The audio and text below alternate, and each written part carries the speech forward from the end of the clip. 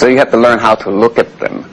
And you usually do not look them in the eyes. Too threatening, it's too stressful. You have to look above their eyes or below their eyes because it softens your look. You may want to look them in the eyes after you finish your statement, but never look them in the eyes, look up here or down here, because it's softer and it's less stressful on them. And make your sentences short. Don't make a long sentence and say and, da-da-da-da-da, and da-da-da-da, and you're going on and on and on with a lot of butts and nuts and all kind of stuff. You might as well be in your own ass all that long. So you want to make your sentences short and maybe use 3 or 4 at a time, but never go longer than that. And they are into what we call random thinking, which is a slow thinking process, which you call today multitasking, but technically that's called random thinking, where they just read a little bit of this book, watch a little bit of that station, listen to a little bit of that song, write a little bit of homework. You're doing all this at one time. What you call multitasking, but what you call random thinking, which means a person learns at a very slow process. They process information very slow. Looks like they're doing a lot of stuff, but they're doing it very slow. They read one page, do this and this and that, and they come back 5 minutes later, read the next page, which means they're reading at a slower pace. A person who reads at a fast pace can sit down and read the whole damn book at one time. That person can read fast, but they cannot hold that much information at one time. That's why they have to multitask. Their nervous system is weak. They chemically have been altered. So you have to jump around in your conversation. You have to have a random conversation with them. You can say, I would like for you to wash the dishes. Did you notice the weather? Jump all the fuck. Excuse me.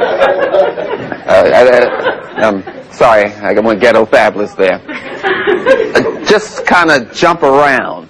So you have to practice this stuff because you're not into talking to chemical people. So it's best for you to get a cassette player and tape your conversation. So you'll know when you're getting very abrasive with your words. To you, you're not getting abrasive because you're just used to listening to yourself. So you got to know when you're getting abrasive and offensive and practice your whole conversation before you come out with the thing. Because you have to upgrade your skills. I'm trying to upgrade you.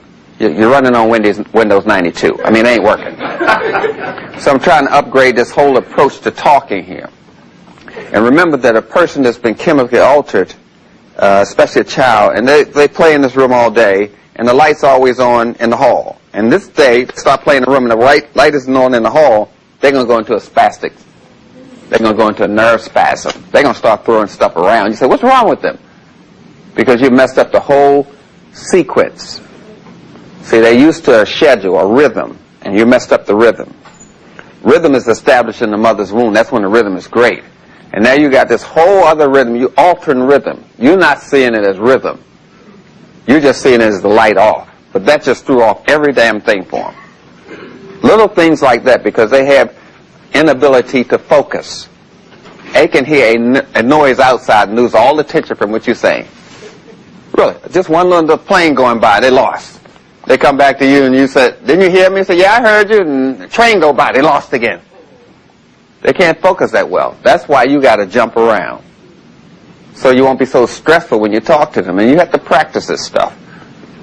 Nonetheless, these are a lot of, I have it on this tape called How to Talk to and Control Teenagers. I go through the whole step of how you talk to them, how you get their attention, how you jump around, how you trap them.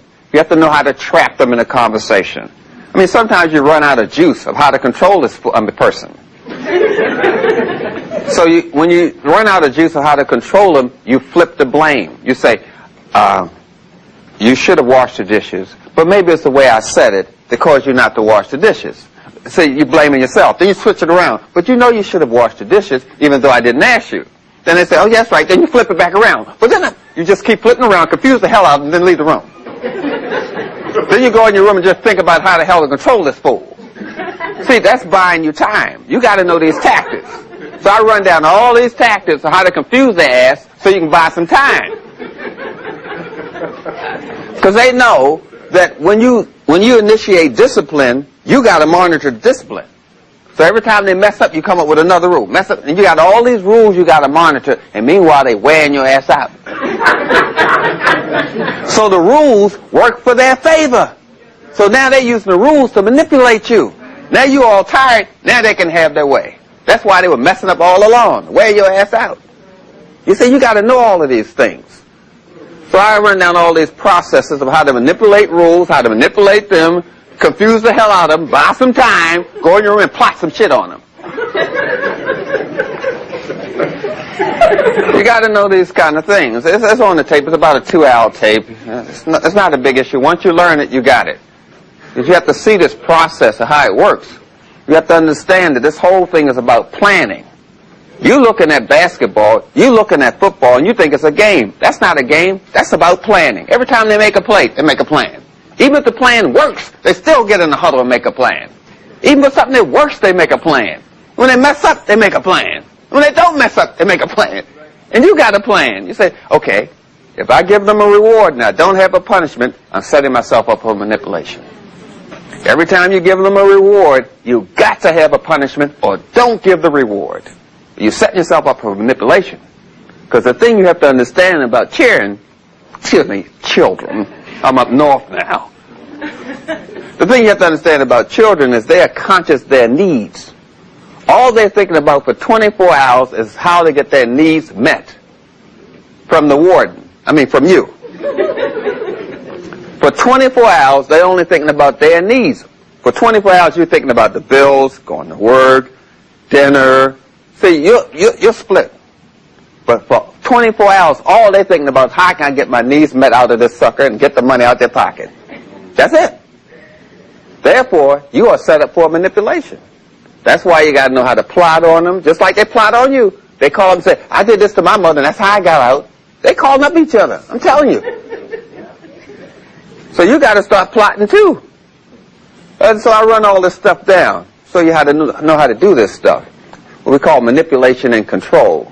What you call getting along with each other. All you have to remember is everything is based on rewards and punishment. If you don't know how to manipulate that, you're out of the whole human game. You're in a relationship, you do something nice, you say, honey, thank you for doing that, and you give them a smile, that's a reward. You say, I don't like the way you do that. You give them a frown, that's a punishment. You're not looking at it that way, but the whole relationship is based on rewards and punishments. And I need some rewards my own self. I've been punished 3 times. 3 divorces. Say, guys. Bobby was my roommate. He's a nice guy, very sincere. I like him. So what we're talking about... Is there a fast way to lose weight? What we're talking about is there a fast way to lose weight. And the only thing you can lose fast is water. If you're losing weight fast, that's nothing but water. That's a problem. When you start losing weight, your body says, wait a minute, I've been eating all this pig feet, and now you're starving me, eating these sprouts and salads. So the body's going to start storing energy before you can use it. And you'll gain weight on a health food diet. You say, I'm eating properly, why am I gaining this weight? Because the body says, you're starving me, where's the pig feet? You see? So what we're talking about is, if you gain the weight sitting on your ass, lose the weight sitting on your ass. That's what I'm talking about. Don't say, I'm going to exercise and lose the weight. No, you gain the weight on your you gain the weight sitting down, so you should lose the weight sitting down. You see? Because when you stop exercising, you're going to gain the weight back. Oh, yeah. So the trick is to lose the weight the way you gain the weight. That's why I was saying first we take the crave less to shut down your craving for your junk food. Then we're going to increase the transit time of your food.